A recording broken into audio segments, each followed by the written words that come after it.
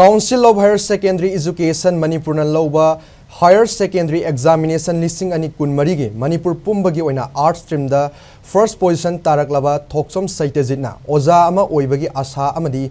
UPSC examination thanaba pandam thamli awonba Manipur amagi manglanda miyamgi seba tawningi haina fongdorakli ngasi Babupara da laiba Kosyem gi auditorium da education ex ki director yauna kumsi sahi listing ani kun marigi higher secondary examination ki result lauthokraba matung art stream da first position taraklaba Thokchom Sheityajit ka unarubuda mahak St Joseph School da metric parikha tharaki haiki Sheityajit na hai mahak athubu matam da National Testing Agency examination tharaba matung Delhi University da history da honors tawba pami haiki bhagna oza ama oina thabak tawningbagi apama fongdoraki loinana UPSC examination thaduna administration na saruk yaningbagi apamba su fongdoraki Council ki live thao to ai yengamaga ming lok thok pasi ayu ai pura ngakre chumja lo sibo ne khallaga ai pura di cha pura pura shok chatkre mang la to yu chumja lo sibo na khan mo ina hadi ina simang expect taru da bani na ai se class 10 je St Joseph Higher Secondary School sangai pro dagi pass out tor pane se ada rank mak chang badi ngam hautre 6 marks wa lagal leho bhai tar aise 92 point something kha chalaga pc kha chalaga aise dumaina rank mak di yahode angka the highest mark 99 score tawraga dumaina ngam gibane duga science aise khar son ai science kya haina deba science khar son dana aise dumaina science ta khar pa ba wat ki bhai tar dumaina tawraga leho bune aise science kitang mark han tharaga position ya hauta bhai tar ai sing arts loge be su kan khan ba chhatra nate ba aise 10 lorga aise kaino gi Harvard ki entrance ha ge na bokta like her power hormone bane dai dai je khoi sida kakam le Dr. Hemanta na mon da chatle dai mon sum khara sum kai sum tips khara lo bhai ta mon dai na dai ma gi like ma'am su arts ki like ma'am dai di UPSC ki like dai net exam ki like sum ubo arts lo gi inspiration je ina mati sum mon dai gi su ina ayam ba lo hai ta ina dai asidi ai su ina sumaina UPSC gu ma tha gi khalapani na arts na hena pamja dai dai oza ju oining ba gi leibani na ai sum aina history sum ping dai pamja history je dumai ta ro history je da chatlage na khala sumaina arts lo pane na kha UPSC ki exam je amtang di tharaga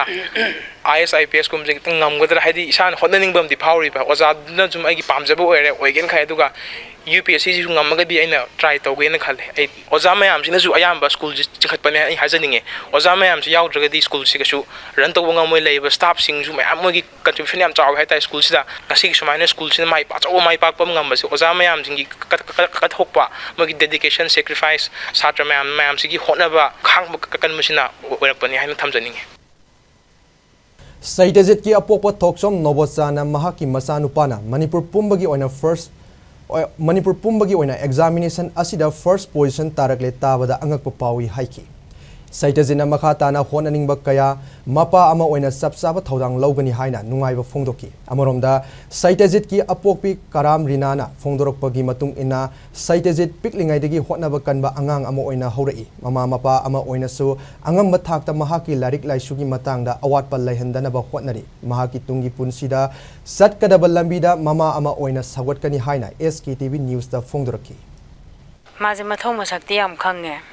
maje like matam chana pai adai homework se matam chana khoina aina taw haida su ma homework masan matam chana tawje section bado kana tawdana tawrini ko soigrini ba magi do watna soibu date hoi ada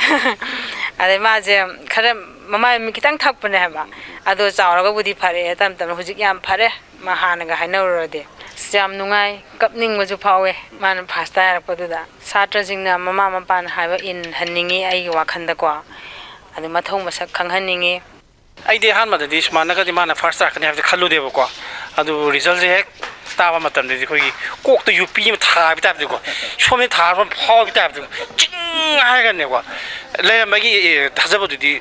ona tena lag bodo ang pang e UP tha ga ko mini ngang na lang ga ba ko na pang ga so phaw sa ki ne khale o si sa si ne khanjagi bodo man puthokpa ngame ko no ko tienda su mama mang da su mak taruk wa lobi ma ji adugi matik mak kanu to bune enoi nang asogo palam ju leri masjid din ngam na ho na si ko na ai mong kan na bodin ta e tak pa di isani na tak padam ni na tra nang awa pa kaim le haloi nang chaning ba thek ba shening ba kari kara nang baba leri si di ha da mong da dugo mai focus am ta uhan da be ko leri si de ma se tu yap si di inna ban ai se dum yam na hai ta de mama khoi me am sang da support tor matung da si credit si phang bani ne wakhan da khali ꯂꯥꯟꯁꯤꯒꯤ ꯃꯇꯥꯡꯁꯤꯒꯤ ꯑꯣꯏꯅꯗꯤ ꯃꯉꯣꯟꯗꯗꯤ ꯂꯥꯏꯔꯤꯛ ꯄꯥꯕꯒꯤ ꯃꯇꯥꯡꯗ ꯌꯥꯝꯅ ꯆꯃꯝꯅꯕ ꯑꯃ ꯊꯣꯛꯑꯦ ꯑꯗꯨꯕꯨ ꯃꯥ ꯑꯣꯡꯂꯤ ꯈꯕꯔꯒꯨꯝꯕ ꯈꯔꯗꯤ ꯄꯥꯏ ꯐꯣꯟꯒꯨꯝꯕꯗꯤ ꯀꯌꯥ ꯌꯦꯡꯗꯦ ꯐꯣꯟꯗꯅ ꯑꯃꯨꯛ ꯈꯔ ꯍꯦꯜꯂꯦ ꯕ꯭ꯂꯥꯟꯒꯤ ꯅꯨꯡ ꯀꯩꯅꯣ ꯇꯧꯕꯁꯦ ꯑꯗꯨꯒꯨꯝꯕꯗꯤ ꯀꯌꯥ ꯌꯦꯡꯈꯤꯗꯦ ꯑꯗꯨ ꯃꯇꯝꯗꯨꯗ ꯃꯥꯁꯦ ꯍꯣꯁꯇꯦꯜꯗ ꯂꯩꯈꯤꯕꯅꯤꯅ ꯐꯣꯟ ꯌꯦꯡꯕꯒꯤꯁꯨ ꯈꯨꯗꯣꯡꯆꯥꯕ ꯂꯩꯈꯤꯗꯕ ꯄꯥꯎ ꯇꯥꯕꯒꯤꯁꯨ ꯈꯨꯗꯣꯡꯆꯥꯕ ꯐꯪꯈꯤꯗꯕ ꯑꯗꯨꯅ ꯃꯉꯣꯟꯗ ꯁꯤꯒꯤ ꯇꯦꯝꯄꯦꯔꯦꯆꯔꯁꯦ ꯍꯥꯏꯕꯗꯤ ꯊꯣꯛꯑꯦꯗꯤ ꯈꯪꯉꯒꯁꯨ ꯃꯤꯠꯅ ꯅꯥꯅ ꯀꯣꯛꯅ ꯎꯗꯕꯅꯤꯅ ꯃꯉꯣꯟꯗ ꯑꯗꯨꯒꯨꯝꯕꯒꯤ ꯐꯣꯀꯁꯇꯣ ꯂꯩꯇꯕꯅꯤꯅ ꯂꯥꯏꯔꯤꯛ ꯂꯣꯝꯗ ꯁꯨꯝ ꯂꯩꯗꯅ ꯏꯟꯈꯤꯕ ꯃꯥꯜꯂꯤ ꯑꯗꯨꯃꯛꯄꯨ ꯃꯄꯥ ꯃꯃꯥ ꯑꯃ ꯑꯣꯏꯅ ꯌꯨꯝꯗ ꯊꯝꯃꯝꯃꯒ ꯆꯠꯍꯜꯂꯒꯦ ꯇꯧꯕ ꯍꯥꯏꯕꯁꯤꯁꯨ ꯑꯩꯈꯣꯏꯗ ꯈꯨꯗꯣꯡꯆꯥꯕ ꯍꯧꯖꯤꯛꯀꯤ ꯏꯔꯥꯡꯁꯤꯅꯅꯦꯀꯣ ꯌꯥꯗꯕꯅꯤना ꯑꯣꯖꯥꯈꯩ ꯃꯌꯥꯝ ꯇꯥꯟꯅꯔꯀꯥꯟꯗ ꯁꯨꯃꯥꯏꯅ ꯇꯧꯕ ꯈꯣꯠꯄꯗꯒꯤ ꯑꯩꯈꯣꯏꯁꯦ ꯑꯗꯨꯃꯥꯏꯅ ꯇꯧꯔ ꯃꯄꯥ ꯑꯃ ꯑꯣꯏꯅ ꯌꯥꯝ ꯁꯞꯄꯣꯔꯠ ꯇꯧꯈꯤ ꯑꯗꯨꯗꯤ ꯆꯠꯀꯗꯕꯅꯤ ꯑꯗꯨ ꯁ꯭ꯀꯨꯜꯗ ꯑꯗꯨꯃꯥꯏꯅ ꯇꯧꯔꯗꯤ ꯌꯥꯝ ꯐꯕꯅꯤ ꯈꯣꯠꯄꯅꯤ ꯍꯥꯏꯗꯅ ꯑꯩꯁꯦ ꯌꯥꯝ ꯊꯤꯅ ꯑꯗꯨꯝ ꯁꯞꯄꯣꯔꯠ ꯏꯁꯥꯅ ꯍꯦꯛ ꯍꯥꯏꯕ ꯈꯨꯗꯤꯡꯃꯛꯇꯤ ꯃꯄꯥ ꯈꯨꯗꯤꯡꯃꯛꯅ ꯁꯞꯄꯣꯔꯠ ꯇꯧꯒꯅꯤ ꯑꯐꯕ ꯑꯣꯏꯕꯅꯤꯅ ꯐꯠꯇꯕꯗꯨꯗꯤ ꯁꯞꯄꯣꯔꯠ ꯇꯧꯕꯗꯤ ꯈꯔ ꯋꯥꯏꯗꯅꯀꯣ ꯑꯐꯕꯁꯦ ꯁꯞꯄꯣꯔꯠ ꯑꯩ ꯃꯉꯣꯟꯗꯅ ꯐꯨꯜ ꯇꯧꯋꯤ ꯁꯞꯄꯣꯔꯠꯇꯤ ꯂꯥꯏꯔꯤꯛ ꯄꯥꯕꯒꯤ ꯃꯇꯝꯗꯗꯤ ꯑꯗꯨꯅ ꯈꯔ ꯍꯥꯏꯕꯗꯤ ꯑꯗꯨꯝ ꯈꯔ ꯏꯆꯥꯗꯗꯤ ꯈꯔ ꯏꯐꯔꯠ ꯇꯧꯅꯤꯡꯉꯦ ꯍꯣꯠꯅꯅꯤꯡꯉꯦ ꯍꯥꯏꯇꯥꯔꯦꯀꯣ ꯑꯗꯨꯒꯨꯝꯕ ꯈꯔ ꯍꯥꯏꯍꯟꯅꯤꯡꯉꯦ ꯍꯧꯔꯛꯂꯤꯕ ꯃꯃꯥ ꯑꯣꯏꯕꯁꯤꯡ